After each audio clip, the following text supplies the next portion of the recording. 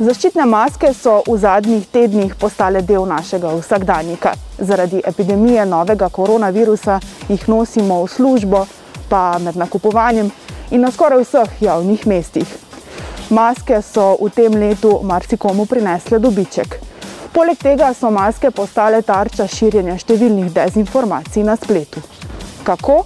Poglejmo v prvem videokastu projekta Zavoda Oštro za preverjanje verodostojnosti medijskih vsebin razkrinkavanje.si.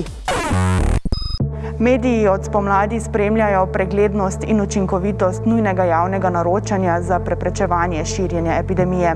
Novinarji Oštra smo aprila razkrili, da je Zavod za blagovne rezerve v le enem tednu oddal za skoraj 80 milijonov javnih naročil zaščitne opreme. Ta v naročilih ni bila opredeljena. Pristojni organ je podatke objavil šele teden dni kasneje. 19 evropskih držav je v prvih mesecih pandemije uvozilo več milijonov kosov zaščitne opreme. Bila je brez ustreznih dokazil ali pa so bila ta celo ponarejena. To je bila ena ključnih ugotovitev letošnjega preiskovalnega projekta Confirmed Fakes. Koordinirala ga je mednarodna mreža neprofitnih centrov za preiskovalno novinarstvo OCCRP. Slovenski zavod za blagovne rezerve, denimo, je kupil 3,6 milijona kirurških mask FFP2. Toda bile so brez ustreznih certifikatov o skladnosti z evropskimi standardi.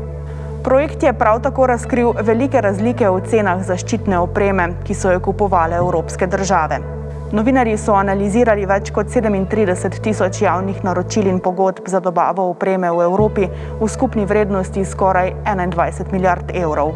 Slovenija je bila po transparentnosti podatkov o tem javnem naročanju med bolj preglednimi. Toda zaščitne maske je kupovala po višjih cenah od evropske mediane. Družbene krize so priložnost za širjenje lažnih in manipulativnih informacij.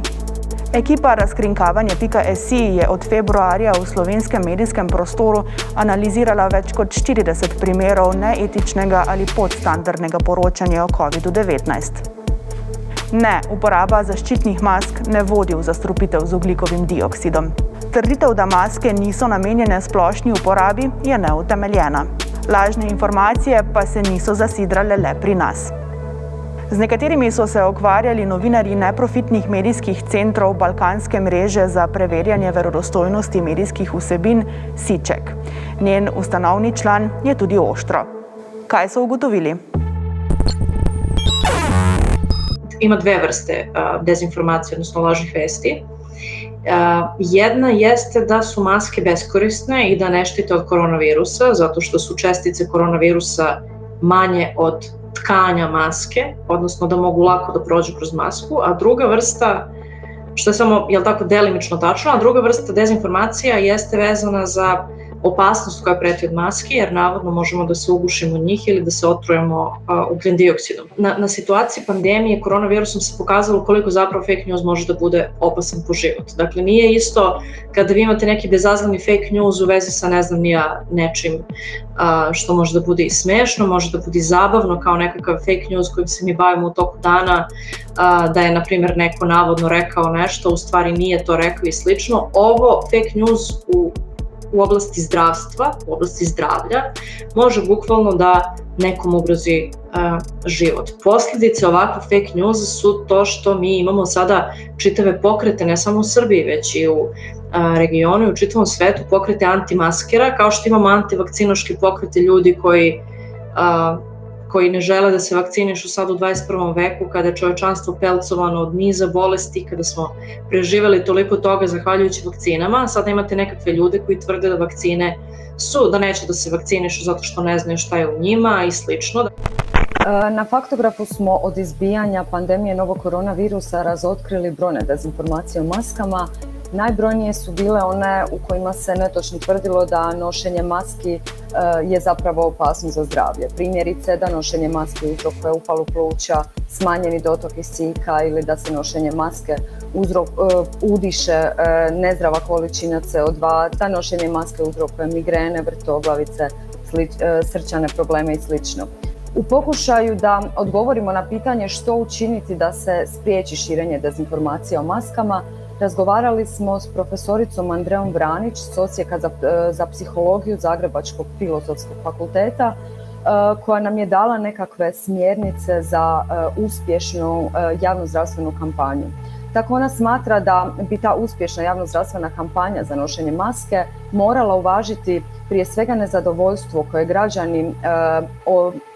građani imaju zbog nošenja maski. Primjerice, činjenica je da maske otežavaju razgovor, zamagljuju naočale, svrbe, u principu kontinuirano podsjećaju na prisutnost pandemije.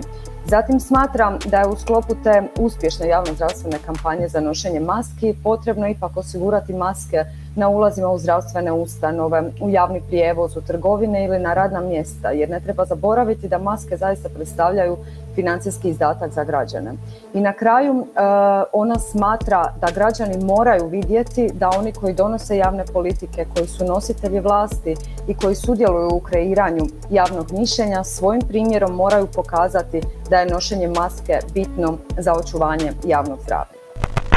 Jedna od najviralnijih objava bila je o tome da zaštitne maske sadrže provodnik za 5G mrežu.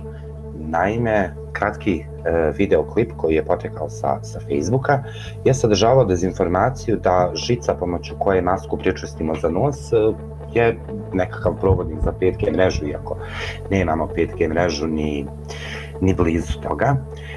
Također što je još bilo jako viralno, a da naravno tu su bile dezinformacije da maske mogu da izazovu različita oboljenja kao što su hipoksija i hiperkapnija.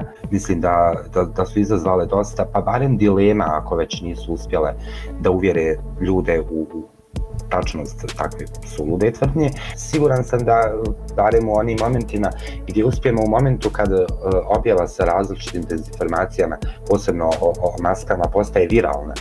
U onom momentu da mi odreagujemo na pravi način, objavimo analizu, ukažemo na to šta jeste tačno, šta su činjenice, a šta je zapravo tu cijela dezinformacija. Mislim da se može doći do većeg broja ljudi, prije svega našim prisustvom na Facebooku, negdje dijelimo, kako da kažem, istu publiku ili istu ciljnu grupu. Tako da u tom pogledu mislim da je najbolji način da se fake news ograniči, jeste da se ljudima ponudi tačna, korektna информација. Кризата предизвикана од COVID-19 го зголеми напливот на лажни вести и дезинформативни наративи. Тоа придонесе луѓето да бидат збунети, да не знаат во што веруваат. Најчесто забележаните дезинформации тврдат дека не постои вирусот и нема потреба од мерки за заштита, со тоа и нема потреба од носење маски. Маските не штитат од COVID-19, односно ги пропуштаат частичките на вирусот и маските сами по себе се штетни за здравјето. Што се однесува на нивното потекло, најчесто станува збор за пренесување на ставови од поединци, меѓу кои доктори и теоретичари на заговор, без податоци за истите, преземање на објави од социјалните мрежи, исто така од поединци или инфлуенсери кои не се стручни во потребната област и делумно или спинувано пренесување на изјавите и препораките на здравствените институции, меѓу кои и Светската здравствена организација. Како резултат на дезинформациите, дел од граѓаните не веруваат дека вирусот постои, а со самото тоа и потребата од носењето на заштитни маски. Со тоа тие граѓани се ставаат во ризик себе си, ги ставаат во ризик своите најблиски, како и директно го ставаат во ризик и здравствениот систем. Zdaj pa je z nami Nina Graseli-Kmet, specialistka intenzivne medicine in infektologije v Ljubljanskem kliničnem centru. Lepo pozdravljeni.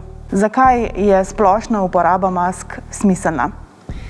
Splošna uporaba mask v populaciji je smiselna predvsem iz dveh razlogov. Prvi razlog je ta, da so nekateri bolniki, ki zbolijo z SARS-CoV-2 virusom, asimptomatski. Tih je po ocenah približno 20% in te osebe nimajo nobenih znakov in simptomov in bolezen, če ne uporabljajo maske, ne vedoč širijo naprej, se pravi na bolj ranljive oziroma na populacijo.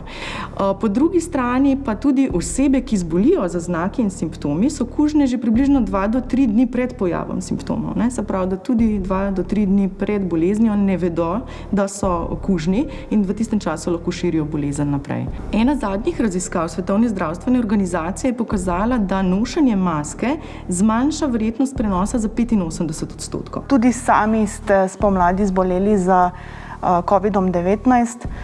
Kako ste takrat doživljali to bolezen? V bistvu za veliko strahu. Takrat smo še manj vedeli, kakor vemo sedaj. Sama bolezen pri meni pa žal ni imela ugodnega poteka. Zbolela sem za obojestransko pljučnico, tako da je sledil dolg bolniški stalež, 5 tednov trajajoč, in tudi potem po povratku v službo sem imela še kar nekaj časa težave, tako z dihanjem, tako z mišično močjo, utrujenostjo.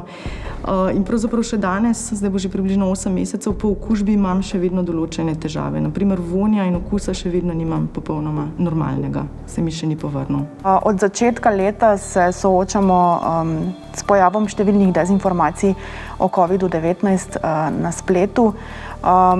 Širili so jih tudi nekateri zdravniki, ki sicer niso specialisti za vaše področje.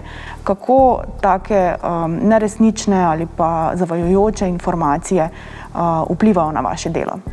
Infektologi smo glede COVID-a enotni popolnoma.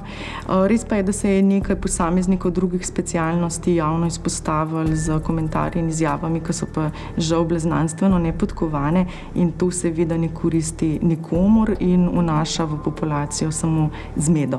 Mislim, da so take znanstveno nepodkovane izjave lahko zelo škodljive, zato ker v populaciji potem ljudje manj uporabljajo oziroma upoštevajo zaščitne ukrepe, virus se posledično bolj širi, posledično potem tudi zdravstveni sistem bolj obremenjen.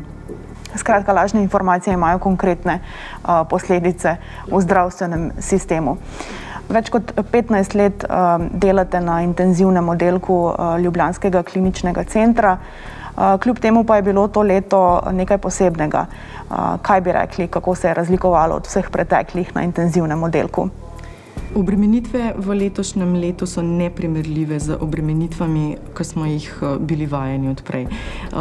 Delo na intenzivnem oddelku je zahtevno že samo po sebi in tudi intenzivni oddelki so kadrovsko podhranjeni, bližje prej, tako sestrski kader kot zdravniški kader. Zdaj v letošnjem letu, ko je prišlo do te epidemije in smo mogli tako zelo zvečati kapacitete posteljne, so nam mogli priskočiti na pomoč tudi kolegi drugih specialnosti, predvsem anesteziologi in internisti, in tudi brez njih nikakor ne bi zmogli. Se morda spomnite sami kakšne lažne novice, za katero se vam je zdelo, da to pa je res, to pa res ne drži? Moram reči, da že od samega začetka sem se skušala zelo distancirati sploh od branja vseh teh lažnih novic, ker ko si enkrat v tej situaciji noter, v bistvu v teh prvih bojnih linijah, moram reči, da te take zadeve bodisi ujezijo, bodisi užalostijo in ti povzročajo samo nek dodaten stres. Tako da jaz se res poskušam popolnoma distancirati od tega. Preden ste prišli, ste končali z nočno izmeno. Kakšna noč je za vami? Izredno naporna noč, samo v prejšnjem, se pravi dnevu, nedeljskem in pa v nedeljski noči smo imeli v bolnici Petra Držaja 4 nove sprejeme v enoto intenzivnega zdravljenja in vsi bolniki so rabili takoj intubacijo in mehansko ventilacijo. Nina Graseli-Kmet, hvala za vaš čas in za vaše delo. Hvala za vabilo. Zlasti v kriznih časih, kot je epidemija, je pomembno, da so medijske informacije verodostojne in celovite. Pri tem imate pomembno vlogo tudi vi. Preverite vir informacij, avtorja, datum objave, kdo stoji za njo. Poiščite verodostojne informacije strokovnjakov z referencami. Ste naleteli na izjavo ali vsebino, za katero menite, da je lažna ali neresnična? Pišite nam in preverili bomo.